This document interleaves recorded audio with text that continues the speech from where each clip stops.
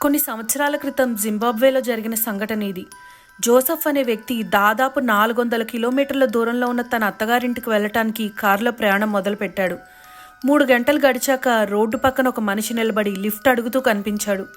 పోనీలే కదా అనుకుంటూ అతని కారులో ఎక్కించుకున్నాడు జోసెఫ్.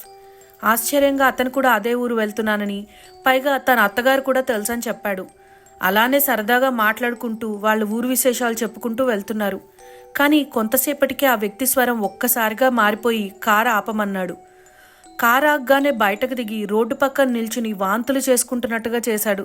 దీంతో జోసెఫ్ ఆందోళనతో అతనికి ఏమైందో అని బయటకొచ్చి అతని దగ్గరికి వెళ్ళాడు.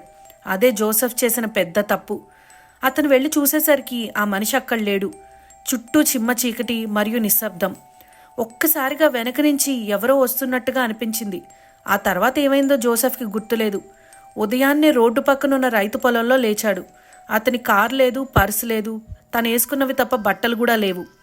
తాను రాత్రి ఎక్కించుకున్న అతను దొంగని తెలుసుకుని బాధపడుతూ దగ్గరలోని ఒక గ్రామం కనిపిస్తే అక్కడికి నడుచుకుంటూ వెళ్ళాడు జోసెఫ్.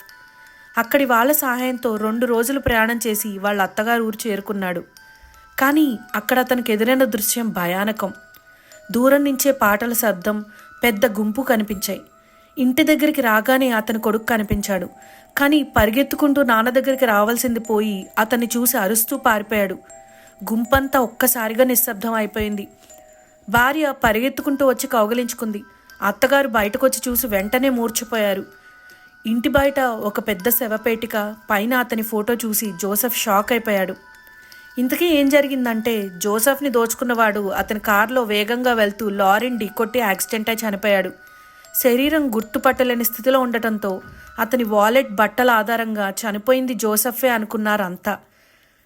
ఆ రోజు నుంచి మాత్రం ఆ షాక్తో వాళ్ళ కొడుకు భయంకరమైన కలలు కంటూనే ఉన్నాడు.